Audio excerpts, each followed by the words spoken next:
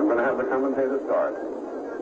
El presentar a su excelencia el señor Javier Medina, presidente del Consejo de la Revolución y del Consejo de Ministros de la República Argelina Democrática y Popular.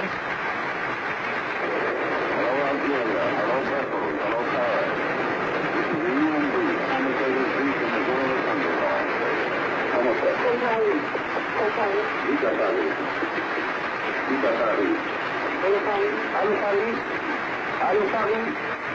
L'examen du point de l'ordre du jour intitulé Étude des problèmes des matières premières et du développement.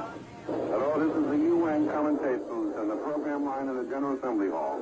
إن البلاد المتطورة إذ تسيطر على الجزء الهام من الأسواق التشغيلاتية للمواد الأساسية، وإذ تتمتع باحتكار شبه مطلق في صناعة المنتوجات المصنعة ومواد التجهيز، إلى جانب احتكارها لرؤوس الأموال والخدمات، قد تمكنت من أن تحدد حسب هواها كلا من أسعار المواد الأساسية التي تأخذها من البلدان السائرة في طريق النمو، وأسعار البضائع والخدمات التي تزود بها هذه البلدان، وبهذا تجد نفسها في موقع يمكنها من خلال طرق عديدة أن تبتز لفائدتها ثروات البلدان على مثاله.